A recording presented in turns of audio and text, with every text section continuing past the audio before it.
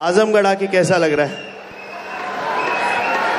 मुझे तो बहुत ज्यादा खुशी हो रही है। आपको कैसा लग रहा है? और हमारे बीच आ चुके हैं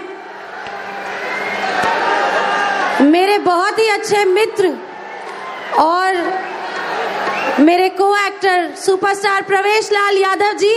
तो अब इनसे पूछा जाएगा कि आजमगढ़ आके आपको कैसा लग रहा है।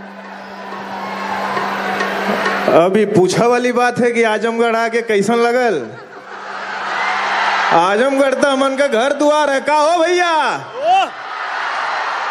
तो अपने घरे दुआरे आए के कैसन लगला? बहुत मजा आवत है।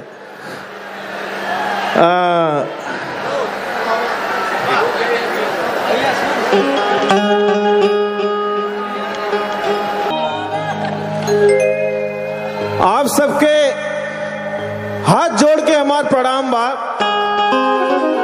ज्यादा समय ना बा तो हम बस दो शब्द में अपन बात कहल चाहब। अरे कहूँ कमाएला चल जइहा ए भैया, हम होखी तू लोग होखा या चाहे केहू होखा,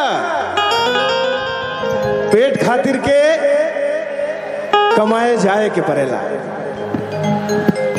त कहूँ कमाएला चल जइहा, पेट के सवाल बा। और सबसे जरूरी जग में रोटी औरी दाल बा। सही बात है ना? लेकिन अरे वो माटी ना छोड़ी हा जहवा हो, वो माटी ना छोड़ी हा जहवा खड़ियाइल तोर पाँव रे। मत भूलैहा परदेसी अपन गाँव रे। ओ मत भूलैहा परदेसी अपन गाँव रे। कहूँ कमाएला चल जइहा, पेट के सवाल बा। सबसे जरूरी जग में रोटी और दाल बा। तू माटी ना छोड़िहा जहवा खड़ियाइल तोर पाँव रे। मत भूलैहा परदेसी अपन गाँव रे। हो मत भूलैहा परदेसी अपन गाँव।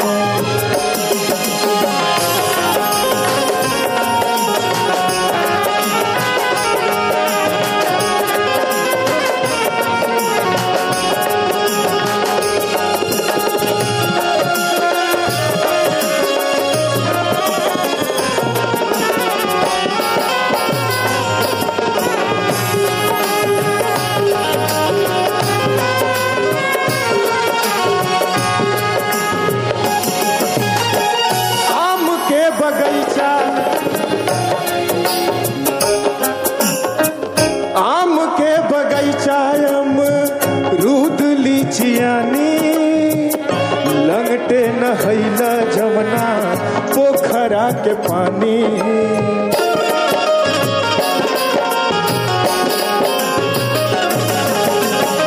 आम के बगीचा अमरूद लीचियानी, लंगटे नहैला जमना पोखरा के पानी। गईला पढ़ाई जमना टूटल स्कूलिया, रखी है याद अपना काम के मदिलिया।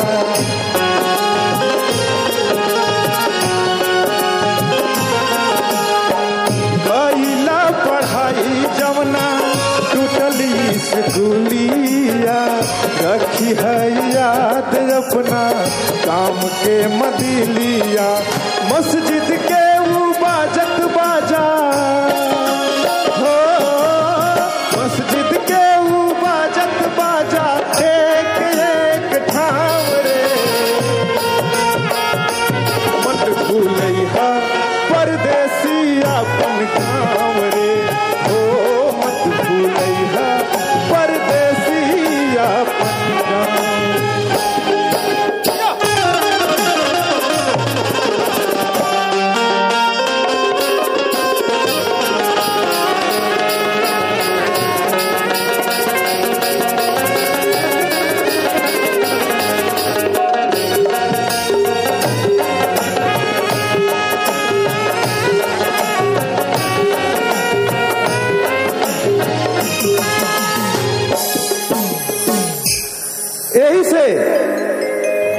बात हम काहे कतनी है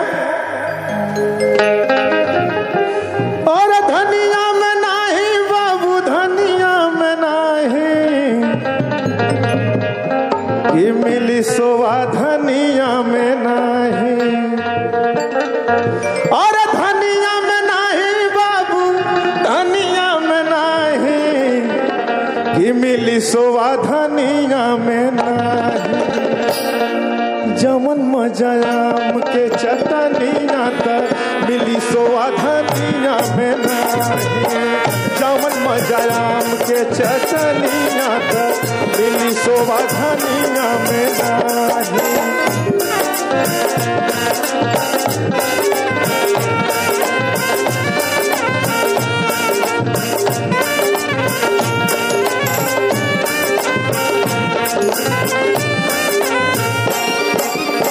छोड़ी दे खेती बाड़ी छोड़ी दे लगौआ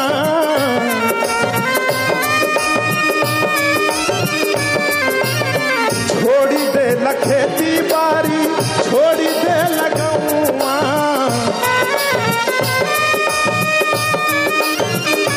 उठ ही बढ़ावे सहरिया में पौआ सहरी रोशनिया में नाही जमन देही बड़ी रोशनिया तक मिली हेलोजिनिया में नाही जमन मजा आम के चटनिया तक मिली सोवा धनिया में नाही जमन मजा आम के चटनिया तक मिली सोवा धनिया में नाही।